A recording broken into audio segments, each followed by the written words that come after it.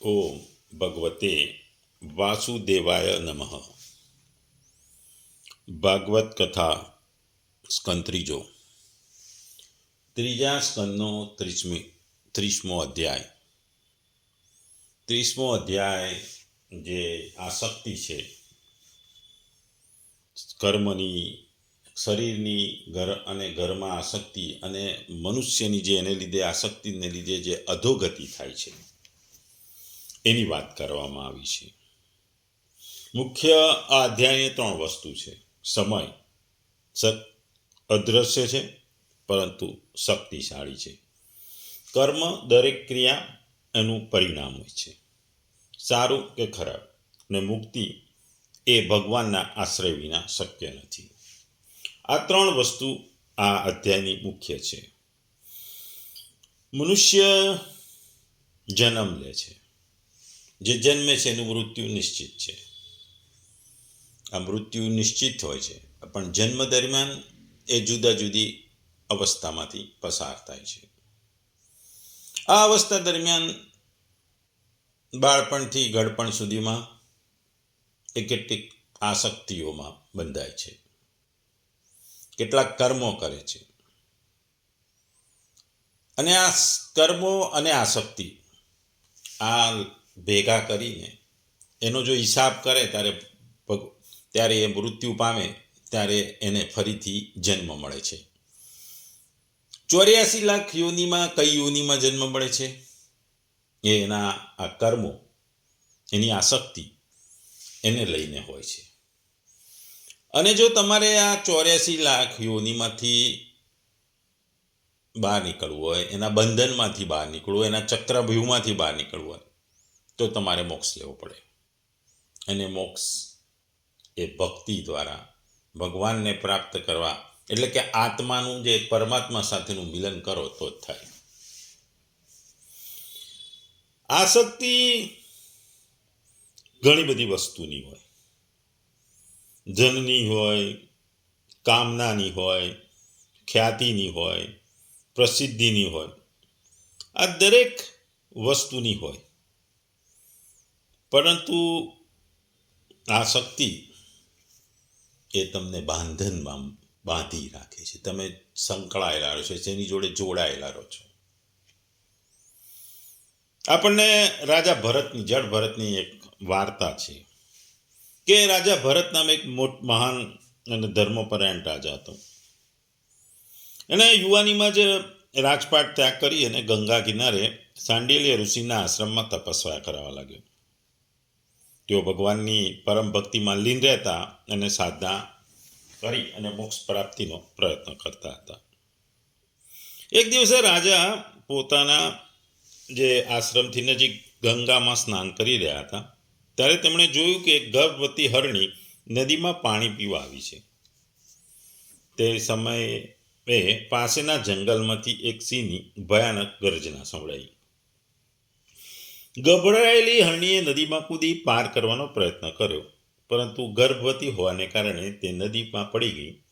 તરત જ એણે બાળકને જન્મ આપ્યો. નબળી પડી ગયેલી હરણી સામેના કિનારે પહોંચી પણ સિંહે તેનો શિકાર કરી દીધો. નદીમાં તણાતા નવજાત હરણના બચ્ચાને જોઈ રાજાના ભરતનું હૃદય દ્રવી ઉઠ્યું. એમણે એ બચ્ચાને પાણીમાંથી બહાર કાઢ્યું અને તેના પ્રત્યે એમને કરુણા અને મમતા જાગ્યા.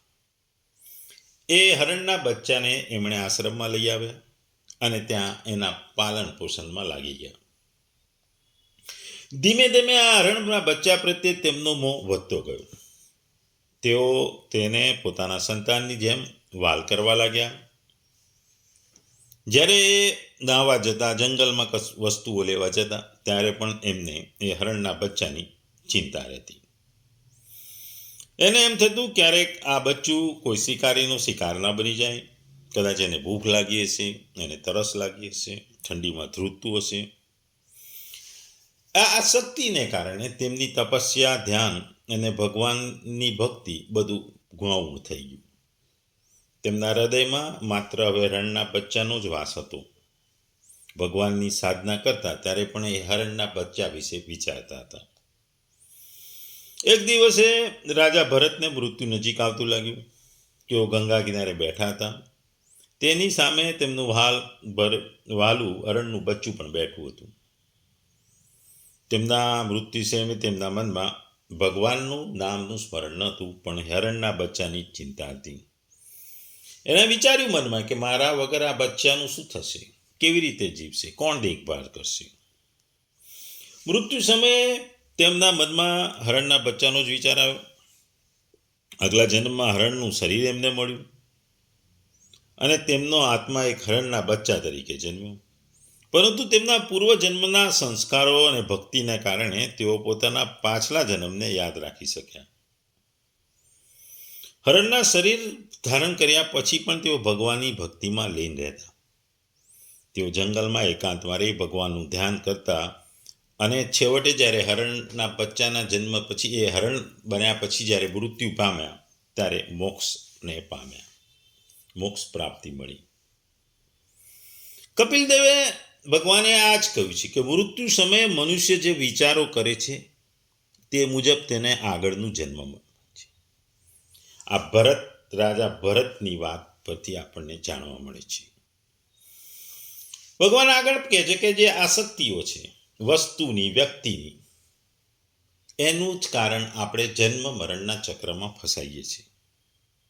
આટલા મોટા રાજા યોગી હતા છતાં પણ હરણના બચ્ચાના પ્રત્યેની આસક્તિને કારણે એમને ફરીથી જન્મ લઈને હરણના બચ્ચાના રૂપે જન્મ લીધો. આ દર્શાવે છે કે મોહ ને માયા એ કેટલા શક્તિશાળી છે. જેણે રાજપાટનો ત્યાગ કર્યો હતો, જેણે પોતાની સત્તાનો ત્યાગ કર્યો હતો, ભગવાનની ભક્તિમાં લીન રહેતો હતો, પણ હરણના બચ્ચાએ એનામાં મોહ અને માયા ઉપજાવી અને હરણના શરીરમાં જન્મ્યા પછી પણ એમણે ભક્તિ છોડીની. એ રાજા ભરતના સંસ્કારોની વાત છે. એ જ વસ્તુ આ અધ્યાયમાં કહેવામાં આવી છે. જે કાળના પણ કાળ એવા ભગવાનની આપણે ગયા અધ્યાયમાં વાત કરીને આગળ ભગવાન કપિલદેવ પોતાની માતાને જ્યારે કહેતા હોય છે કે જ્યારે જીવને સ્થૂળ શરીર પરનું અભિમાન દૂર થાય છે ત્યારે તે સ્થૂળ શરીરનો નાશ થતાં જીવનું મરણ થાય છે. જ્યારે જીવને સ્થૂળ શરીર પરનું અભિમાન પ્રગટે છે ત્યારે તે સ્થૂળ શરીર પ્રગટ થતાં જીવનો જન્મ થયો કહેવાય છે. ખરી રીતે શરીરના જન્મ મરણ થાય છે, જીવના નહીં. માટે ધીર પુરુષે મૃત્યુથી ત્રાસ ન પામો, જીવવા માટે દિનતા ન કરી, પણ જીવતો નિત્ય જ્ઞાન સ્વરૂપ છે એવી જીવની ગતિ જાણી સંગ તજી બધે ફરવું. અહીં ભગવાન આગળ કહે છે કે હે માતા, પ્રાણી માત્રના આત્મા રૂપે રહેલા અને જેનો ઉત્તમ પ્રભાવ તમને કહી સંભળાયો છે તે પરમાત્માને શરણે તમે જાઓ. ઉપનિષદો જેને પરબ્રહ્મ કહે છે, યોગીઓ જેને ઈશ્વર કહે છે, સાંખ્યમાં જેને પુરુષ કીધો છે અને ભક્તિ શાસ્ત્રમાં ભાગવતમાં જે ભગવાન કહેવાય છે એ પરમાત્મા એક જ છે.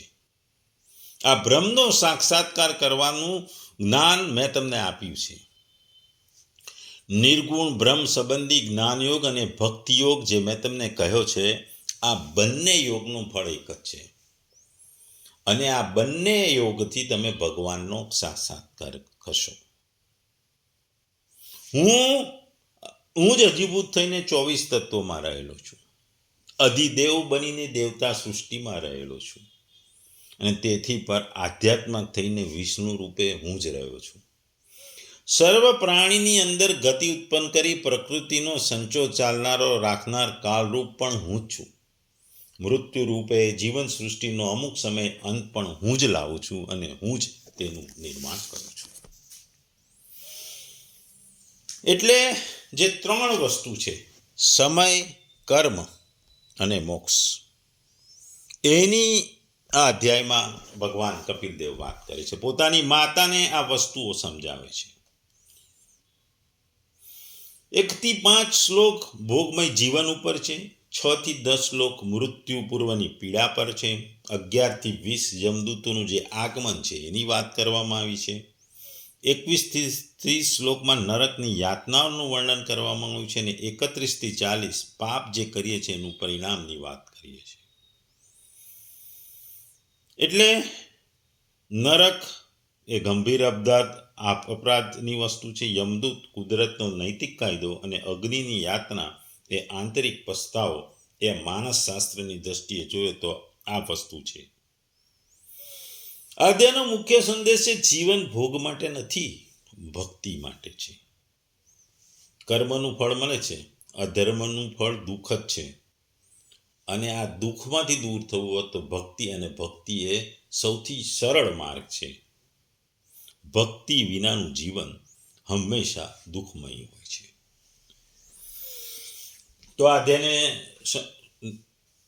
ઊંડાણમાં જોઈએ તો ભગવાન કપિલદેવ કહે છે, હે માં, જેમ વાયુ વડે ઉડાવવામાં આવતો વાદળ સમુદાય તે વાયુના બળને જાણતો નથી, તેવી રીતે જ આ જીવ પણ ભગવાનની કાળની પ્રેરણાથી ભિન્ન ભિન્ન અવસ્થાઓમાં અને યોનિઓમાં ભ્રમણ કરતો રહે છે, પણ તે કાળના પ્રબળ પરાક્રમને જાણતો નથી.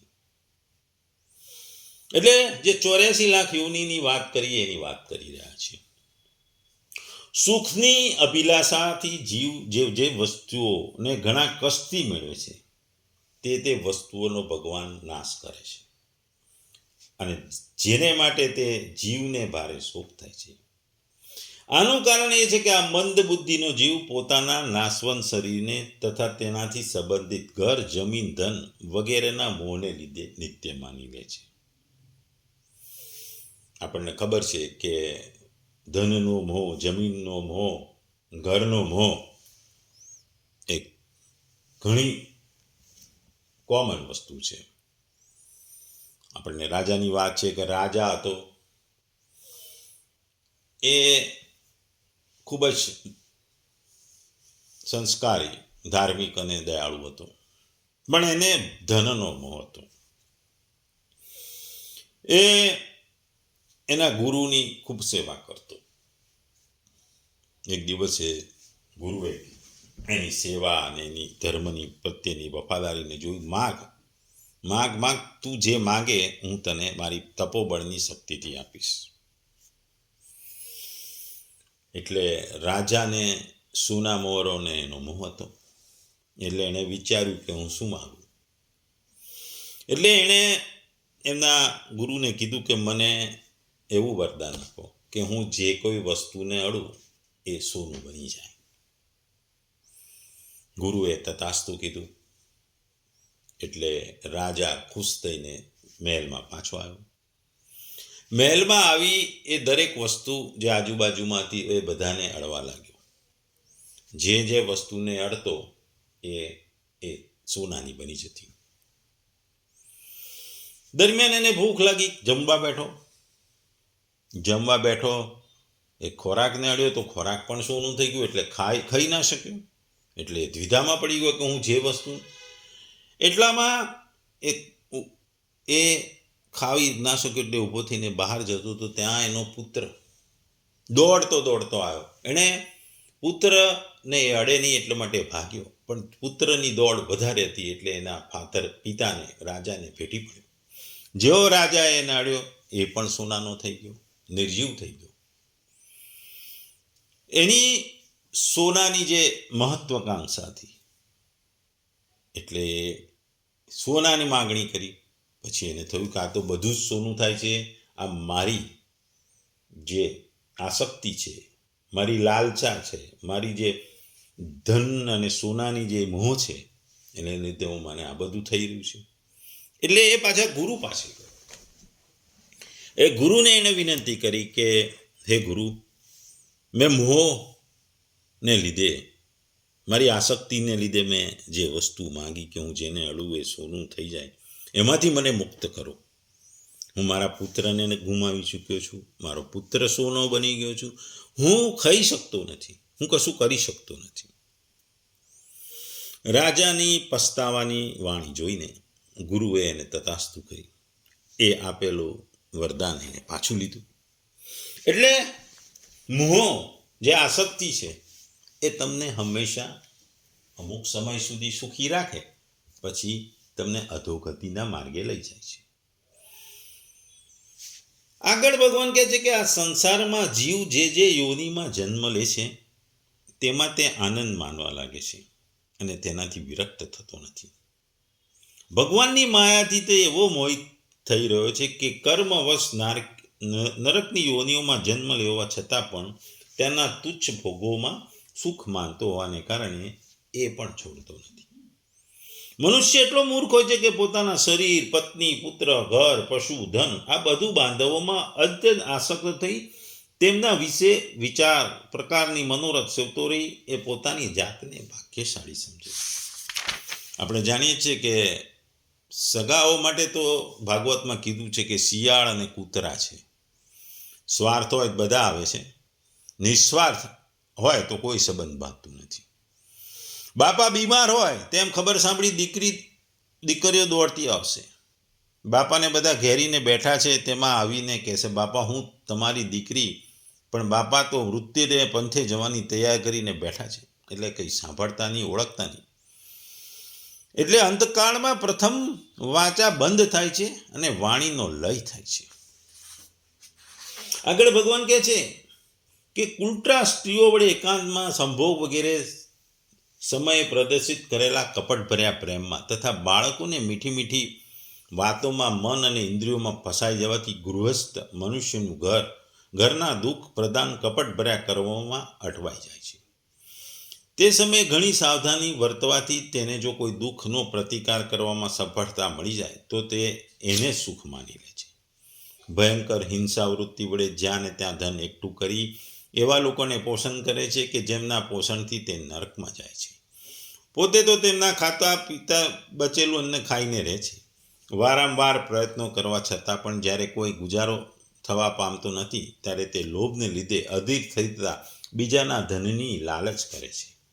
જ્યારે મંદ ભાગ્યને કારણે એના કોઈ પ્રયત્ન બર આવતા નથી, તે મંદ બુદ્ધિવાળો ધનહીન થતાં કુટુંબનું ભરણ પોષણ કરવા અસમર્થ બની જાય છે, ત્યારે તે અત્યંત લાચાર અને ચિંતાતુર થઈ નિશાસા નાખે. જેમ મેં આગળ કીધું એમ કે ભાગવતમાં સગાઓને શિયાળ અને કૂતરા જોડે સરખાયા છે. પોતાનું ભરણ પોષણ કરવા અસમર્થ જોઈને તે પત્ની, પુત્ર વગેરેના પહેલાના જેવો આદર કરતા નથી. જેમ કૃપણ ખેડૂત ઘરડા બળદની ઉપેક્ષા કરે છે. આખી જિંદગી બળદની ખેતી કરી પણ જેવો ઘરડો થાય એની ઉપેક્ષા થાય, એવી જ રીતે તમારી પાસે ધન દોલત ના હોવાથી તમારા સગા સંબંધીઓ તમારી ઉપેક્ષા કરે છે. આમ છતાં પણ એને વૈરાગ્ય થતું નથી. એને છતાં એ વખતે પણ ભાન થતું નથી કે આ મારે શીખવાની વસ્તુ છે, મારે વૈરાગ્ય લેવો જોઈએ. પછી એ શરીર રોગી થઈ જાય, વૃદ્ધાવસ્થા થઈ જાય, રૂપ બગડી જાય, જઠરાગ્નિ મંદ પડી જાય, ભોજન પુરુષાર્થ ઓછા થઈ જાય, મરણોક થઈ જાય તો એ ઘરમાં પડ્યો રહે છે. પુત્રએ પત્નીએ તરછોડીને આપેલા ટુકડા પર ટક્યા છે, એના ઉપર નિર્વાહ કરે છે. જેમ કૂતરાને શિયાળની જે મેં વાત કરી એમ કૂતરા જેવું જીવન થઈ જાય છે. મૃત્યુનો સમય નજીક આવવાથી વાયુના ઉત્ક્રમણથી એની આંખ પૂતળીઓ ચડી જાય છે. શ્વાસોશ્વાસથી નળીઓમાં કફ ભરાય છે. ખાંસી ખાવામાં અને શ્વાસ લેવામાં પણ એનું ઘણું કષ્ટ પડે છે તથા કફ વધી જવાને ગળામાં ઘરરાટી થવા લાગે છે. એ પોતાના શોકાતુર સગા સંબંધીઓએ ઘેરાયેલો પડ્યો રહે છે. મૃત્યુ પાસને વસીભૂત થઈ જવાથી તેમના બોલાવ્યા છતાં પણ બોલતો નથી. એટલે જેમ આગળ કીધું કે સંબંધીઓને કોઈ બધી બાપા બીમાર હોય તો દીકરીઓ દોડતી આવશે, પણ જ્યારે મૃત્યુને પંથ પહેલી વાણી જતી રહે છે. વાણીનો લય મનમાં થાય છે, પછી મનનો લય પ્રાણમાં થાય છે.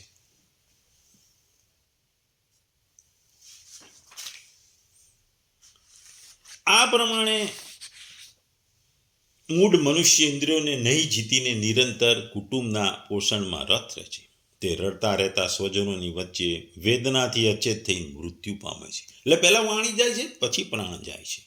આ પ્રસંગે તેને લેવા માટે અતિ ભયંકર રોષયુક્ત આંખોવાળા બે યમદૂતો આવે છે.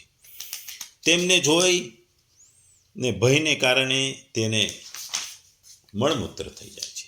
તે યમદૂતો તેને યાતના શરીરમાં નાખી અને પછી જેમ સિપાઈ કોઈ અપરાધીને લઈ જતા એવી રીતે ગળામાં દોરડું બાંધી બળપૂર્વક યમલોકની લાંબી યાત્રાએ લઈ જાય છે. તેમનામાં ગુસ્સા ભર્યા ઘાંટાઓથી તેનું હૃદય ફાટવા લાગે છે, શરીર ધ્રુજવા લાગે છે, માર્ગમાં કૂતરાઓ બચકા ભરે છે.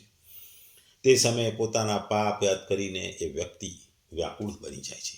ભૂખ તરસ તેને બેચેન કરે છે. ગરમી, દાવાનળ, તપી જાય એવી લૂથી, તપી જાય એવી ગરમી. આવી દશામાં જળ અને વિશ્વાસ જળ નહીં કે વિશ્રામનું સ્થાન નહીં, તપેલી રેતી ભર્યા હોય તે માર્ગ પર એક ડગલું પણ આગળ વધવાની તેનામાં શક્તિ રહેતી નથી. અને યમદૂતો એને લઈ જતા હોય છે, ગળે ગંભીને પાછળથી કોરડા ઝીકે છે, કારણ કે આ કોરડા ઝીકતા જાય છે અને ચાલવું પણ એ કષ્ટભર્યું હોય છે. એ થાકીને ત્યાં ઢળી પડે છે, તેને મૂર્છા આવી જાય છે, ચેતના આવતા ફરી ઊભો થાય છે. અતિ દુઃખપૂર્વક અંધાર ભર્યા માર્ગમાં ક્રૂર યમદૂતો એને યમપુરીમાં લઈ જાય છે. એટલે ક્રૂરતાની હદ યમદૂતો દ્વારા થાય છે. યમલોકનો રસ્તો 99,000 જોજન લાંબો છે. આટલો લાંબો રસ્તો 2-3 ઘડીમાં પાર કરીને તે નરકમાં જાત જાતની યાતનાઓ ભોગવે છે. ત્યાં તેના શરીરને ભડભડતા લાકડા વગેરેમાં નાખી બાળવામાં આવે છે. ક્યાંક પોતાના વડે અને બીજાના વડે કાપી કાપી તેને પોતાનું માંસ ખવડાવવામાં આવે છે. યમપુરીના કૂતરાઓ અને તેના ગીધો વડે જીવતે જીવતેના આંતરડા ખેંચવામાં આવે છે. છાપ, સાપ, વીછી, મચ્છર વગેરે ડસનારાઓના ડંખ મારનારો જીવો વડે એના શરીરને પીડા આપવામાં આવે છે. કાપી કાપીને શરીરના ટુકડે ટુકડા કરવામાં આવે છે. તેને હાથીઓ વચ્ચે ચીરવવામાં આવે છે. પર્વતના શિખરો પરથી નીચે ફેંકવામાં આવે છે. પાણીમાં કે ખાડામાં નાખી બંધ કરવા દેવામાં છે. આ બધી યાતનાઓ તથા આવા જ પ્રકારની અંધ મિશ્ર તેમજ રૌરવ વગેરે નરકોની અન્ય પણ અનેક પીડાઓ તે જીવને, તે સ્ત્રી હોય કે પુરુષ, બધાને ભોગવવી પડે છે. કેટલાક લોકોનું કહેવું છે સ્વર્ગ અને નર્ક તો આ લોકમાં મળે છે, કારણ કે નરકની યાતનાઓ તો અહીં પણ જોવા મળે છે. આ પ્રમાણે અનેક કષ્ટો ભોગી પોતાના કુટુંબનું પાલન કરનારો અને પોતાનું પેટ ભરનાર મનુષ્ય તે કુટુંબ અને તે શરીર બંને અહીં છોડી મર્યા પછી તે પોતાને કરેલા પાપોનું આવું ફળ ભોગવે છે. પોતાના આ શરીરમાં અહીં છોડી પ્રાણીઓ સાથે વિદ્રોહ કરી સંચિત કરેલા પાપરૂપી પાથેને સાથે લઈ એકલો નરકમાં જાય છે. મનુષ્ય પોતાનું કુટુંબનું પોષણ કરવા પાછળ જે અનુચિત કર્મ કર્યા હોય છે તેનું વિવિધ કૂપ તે નરકમાં જઈને ભોગવે છે. તે સમયે તેઓ વ્યાકુળ થાય છે કે જાણે એનું સર્વસ્વ લૂંટાઈ જાય છે. જે મનુષ્ય માત્ર પાપની કમાણીથી જ પોતાના પરિવારનું પાલન પોષણ કરવામાં વ્યસ્ત રહે છે તે નરકમાં જાય છે. નરક બધા નરકોમાં ચરમસીમાનું કષ્ટદાયી સ્થાન છે. મનુષ્ય જન્મ મળ્યા પહેલાં જેટલી પણ યાતનાઓ હોય તથા ભૂણ કૂતરા વગેરે યોનિમાં જેટલા કષ્ટો એ બધા ક્રમશઃ ભોગવી શુદ્ધ થઈ પછી એ ફરીથી મનુષ્ય જન્મ લે છે. એટલે આ ચક્રમાં એ ફસાય છે. એટલે પાછો મનુષ્ય ચક્રમાં ફરી પાછો જન્મ લે છે, કારણ કે અધવચ્ચે લટકતો હોય છે. એની મનોકામનાઓ, એની ઈચ્છાઓ આ બધી પૂર્ણ થઈ નથી હોતી, એટલે એ પાછો ફરીથી આવે છે. આ નરકની યાતનાઓમાંથી તમારે જે બહાર નીકળવું હોય તો તમારે ભક્તિ કરવી પડે, અને ભક્તિ કરો તો જ તમે મોક્ષને પામો. આ વાતમાં એક પેલી અજામિળની વાત છે. અજામિળ એક બ્રાહ્મણ હતો. તે એક સુંદર વેશ્યાના મોહમાં પડ્યો. પોતાની પત્ની અને કુટુંબનો ત્યાગ કરી તે વેશ્યા સાથે રહેવા લાગ્યો. તેના અનેક પુત્રોમાંથી સૌથી નાનો પુત્ર નારાયણ હતો, જેના પ્રત્યે તેને અત્યંત પ્રેમ હતો. વૃદ્ધાવસ્થાએ મૃત્યુનો સમય આવ્યો. અજામિળ ભયભીત હતો. એને યમદૂતો પણ આવતા દેખાયા. ભયથી વ્યાકુળ થઈ ગયો. એટલે એણે પોતાના પ્રિય પુત્ર નારાયણને બૂમ પાડી. ભગવાનના નામનો જાપ કરતા જ તરત ભગવાનના દૂતો, વિષ્ણુ દૂતો આવી પહોંચ્યા. તેમણે યમદૂતોને અજામિળને લઈ જતા રોક્યા, કારણ કે નારાયણ એ ભગવાનનો જાપ કરતો હતો, એ ભગવાનની ભક્તિ કરતો હતો. એટલે એણે પોતાના પિતાને બચાવવા માટે વિષ્ણુ દૂતો આગળ ઊભો રહી ગયો. અને યમદૂતોને અજામીનને લઈ જતા રોક્યો. એટલે આ પણ કથા કહે છે કે મૃત્યુ સમયે પણ જો કોઈ વ્યક્તિ અકસ્માતે પણ ભગવાનનું નામ લે તો પણ તેને મોક્ષ મળે છે. અજામીણે જતા જતા ભગવાનનું નામ લીધું, એનો પુત્ર પણ ભગવાનનું નામ લે, પણ અહીં પુત્રના પ્રેમને લીધે એણે ભગવાનનું નામ, મોંમાં એનું નામ લીધું, છતાં ભગવાનની કૃપા તે બચી ગયો. એટલે મૃત્યુ સમયે વિચારોનું પણ મહત્વ છે. વિચાર, જો મૃત્યુ સમયે જે તમે ઈચ્છો, તમે આપણામાં ખાસ કરીને મૃત્યુ સમયે આપણને ખબર છે ગાંધીજીની હત્યા થઈ તો હે રામ કરીને મૃત્યુ પામ્યા હતા, એટલે એમણે પણ ભગવાનનું નામ દીધું હતું. એટલે મૃત્યુ સમયે તમે જે વસ્તુ કરો એ તમારા ભવિષ્યના જે જન્મ ઉપર એની ઇફેક્ટ પડે છે. જીવ જાગે ત્યારે વૈરાગ્ય આવવું જોઈએ. આપણે જેમ કીધું કે માણસ પોતાના સગા સંબંધીઓ માટે બધું કરતો હોય છે, પણ જ્યારે એ હારી જાય છે, જે એ અમુક દુઃખની અવસ્થામાં આવે છે, ત્યારે સગા સંબંધીઓ નાસી જાય છે. એટલે કપિલ દેવ અહીં માતાને એ જ વસ્તુ કહે છે કે જ્ઞાનેન્દ્રિયો પૃથ્વીમાં જાય છે ને રસવૃત્તિ જળમાં જાય, રૂપ અગ્નિમાં જાય ને સ્પર્શ વાયુમાં, સ્રોત આકાશમાં જાય, એમ બધી ઇન્દ્રિયોને મન જેમાંથી ઉત્પન્ન થાય એ તત્વ ભળી જાય, એટલે મૃત્યુ થઈ જાય. મનુષ્યનો જન્મ ભક્તિ કરવા માટે છે. પરમાત્માએ આ મનુષ્ય શરીર આપ્યું છે તે ભૂલવા માટે નહીં. અનેક જન્મોથી જીવ ભટકતો આવ્યો છે, છતાં તેને વૈરાગ્ય આવતો નથી અને ભટકવાનો કંટાળો પણ આવતો નથી. જો તમારે જન્મ મરણના ત્રાસથી છૂટવું હોય તો ભગવાનના ચરણનો આશ્રય લેવો પડે. મન ઉપર વિશ્વાસ રાખવો નહીં, તેને નિરંકુશ ભટકવા ના દેવું પડે. કારણ કે આ મન અને નિરંકુશ બને, પણ એને ભક્તિરૂપી સામગ્રીથી તેને અંકુશ કરવો પડે, તો જ તમે મોક્ષ તરફ જાઓ. આપણે જોઈએ કે મૃત્યુ માટે ફિક્સ, મૃત્યુ તો નિશ્ચિત હોય છે. એટલે જે કર્મો કાર્યો કરે છે એનું ભોગવવાનું છે, જન્મ ફરી લેવો પડે છે. એટલે જ અહીંયા કપિલ મુનિ પોતાની માતાને કહે છે કોઈ પણ સાધન કર્યા વિના કશું થતું નથી. જેમ યોગમાં પ્રાણોનો અભ્યાસ મુખ્ય છે, ઈશ્વરની ઉપાસનામાં ભક્તિ મુખ્ય છે. આ બધા માર્ગો મને પામવા માટે છે. અષ્ટાંગ યોગ, યજ્ઞ યોગ, ઇન્દ્રિય સંયમ યોગ, તપ, આ બધાથી મને પ્રિય એવું ભક્તિ કરવી પડે છે તમારે. એટલે માતા તમારે આ માર્ગ પર ચાલવાનું છે. આના સિવાય બીજું કોઈ તમને પાર પાડશે નહીં. પ્રાણનો અભ્યાસ, વૃત્તિનો અભ્યાસ જાતે જ કરવો પડશે. આ બધી પ્રક્રિયાઓ તમારે જાતે જ કરવી પડશે. તમારા બદલે હું કરું, મારા બદલે પેલો કરે એ ના ચાલે. શિષ્યને બદલે ગુરુને કરે તો એનું ફળ શિષ્યને ન મળે. ગુરુ તો બતાવે આમ કરવાનું, હવે તમારે કરવાનું. એટલે તમારી પ્રક્રિયાઓ તમારે જ કરવાની છે. તમારે ભક્તિ તમે બીજા માટે કરી શકો નહીં. તમારી ભક્તિ માતાજી તમારે જ કરવાની છે. એટલે માતાજી આધ્યાત્મના બધા જ રસ્તા મેં તમને સમજાવ્યા. તમને જે રસ્તો યોગ્ય લાગે તમે ગ્રહણ કરી શકો. સગુણતા આપમેળે ભક્તિ કરવાથી ઉત્પન્ન થાય છે અને તેમાંથી ક્રમે ક્રમે શાંતકાર પડીને તમે નિર્ગુણ બની અને પછી મોક્ષ તરફ જાઓ છો. સગુણતા વધારવી પડે. એટલે સગુણતાની ઉપાસના કરતા તમારે કરવું છે. તમે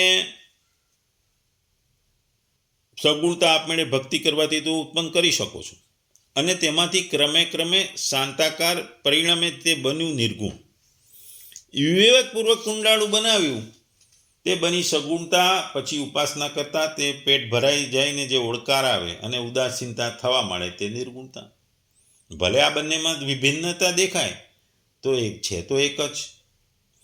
ચંદન ભગવાન અને જેને ચંદન ચડાવ્યું એ પણ ભગવાન. વાળા જુદા જુદા, શાસ્ત્રો જુદા જુદા, પણ ભગવાન તો એક જ છે. જેમ ઇન્દ્રિયોમાં બુદ્ધિ એક જ વાપેલી છે, નેત્રો લાલ જુએ ને પીળું જુએ, નાક સુગંધ અને દુર્ગંધ બેવને પકડે, એક જ વસ્તુ પર અલગ અલગ ઇન્દ્રિયોથી અલગ અલગ ક્રિયાઓ થશે, પણ અંદર બેઠેલી બુદ્ધિ એક જ વસ્તુને તરત પકડી લે છે કે આ ફૂલ ગુલાબનું છે ને લાલ છે. એટલે તમારે તમારો માર્ગ જાતે નક્કી કરવાનો છે. એટલે તમારે આ સંસારને સાચો માનો નહીં. જો સંસાર સાચો લાગશે તો મોહમાં બંધાશું, અને મોહમાં બંધાશું તો મોહ છૂટશે નહીં. મોહ છૂટશે નહીં તો વૈરાગ્ય આવશે નહીં. જેને સંસાર મિથ્યા લાગે છે, ખોટો લાગે છે, એને પરમાત્મા સાથે પ્રીત થાય છે. અને પરમાત્માની પ્રીત મોક્ષ તરફ લઈ જાય છે. સ્વપ્ન જેમ ખોટું તેમાં જાગ્રત અવસ્થામાં દેખાય એ પણ ખોટું. જગત સ્વપ્ન જેવું છે તે વાત વારંવાર કહેવું પડે છે. જેથી સંસાર પ્રત્યે વૈરાગ્ય ઉત્પન્ન થાય તો જ તમે વૈરાગ્ય આવે દરેક વિષયોની વિલાસ પ્રત્યે, તો જ સમજવું તમારો અંદરનો જીવ જાગ્યો. અંદરનો જીવ જાગે એટલે ભગવાનની ભક્તિ થાય. કેમ કે ભક્તિ માટે તમારે મોહનો ત્યાગ કરવો. કેમ કે 84 લાખ યોનિઓ છે. તમે ક્યાં સુધી ફરશો? ક્યાં સુધી બંધનમાં બંધાયેલા રહેશો? ક્યાં સુધી નરકની યાતનાઓ સહન કરશો? કેમ કે યાતનાઓ, નરકની યાતનાઓ અહીંની યાતનાઓ કરતાં ઘણી મોટી છે. એટલે અહીં આ અધ્યાયમાં એ સમયની જ વાત છે. સમય વહેતો રહે છે, સંસાર ચક્ર પણ ફરતું રહે છે, સમય પણ ફરતો રહે છે. 84 લાખ યોનિઓમાં પણ વારંવાર આવવું પડે છે. અને જ્યાં સુધી તમે આ તમારા આત્માને પરમાત્મામાં મિલન નહીં કરાવો ને ત્યાં સુધી તમે ફરતા રહેશો. આપણે જોઈએ કે નદી વહેતી આવે અને પછી સાગરને મળી જાય એટલે પતી ગયું. પછી નદી સાગરમાંથી છૂટી પડીને આગળ જતી નથી. એવી રીતે તમારો જે આત્માને વહેતો રાખવાનો છે અને એ આત્માને એટલે સુધી લઈ જવાનો કે આત્મા નામની નદીને તમારે એટલે સુધી વહેતી રાખવાની કે જ્યારે એ પરમાત્મા નામના સાગરને મળી જાય. એટલે આત્મા નામની નદીને પરમાત્મા નામના સાગર જોડે મેળવવી પડે. અને આ મેળાવો એટલે પછી તમે મુક્ત થઈ જાઓ. સાગરને મળ્યા પછી નદીનો ફરી જન્મ થતો નથી કે સાગરમાંથી નદી મળી. નદીઓ સાગરને મળે છે, સાગરમાંથી નદી નથી આવતી. સમજો? એવી રીતે તમારે આત્માને પરમાત્મા જોડે લઈ જવાનો છે. પછી પરમાત્મામાં ગયા પછી આત્મા ફરી છૂટો નથી પડતો. એટલે તમે મોક્ષ મળી ગયો ગણાય. અને મોક્ષ મળી જાઓ એટલે તમારે ફરીથી જેમ નદી સાગરને મળે પછી ફરી નદી એમાંથી બહાર નીકળતી નથી, એ રીતે તમે જ્યારે આત્માને પરમાત્મા સાથે મિલાવો એટલે ફરી જન્મ લેવો પડતો નથી. એટલે આ આત્મા પરમાત્માના મિલન માટે તમારે મોહ માયાનો ત્યાગ કરવો પડે, આસક્તિઓને ત્યાગ કરવો પડે અને શુદ્ધ મને ભગવાનની ભક્તિ કરવી પડે. આ ભક્તિ જ તમને મોક્ષ તરફ લઈ જાય. આ ભક્તિ અને મોક્ષ બેવ જરૂરી છે જીવન માટે.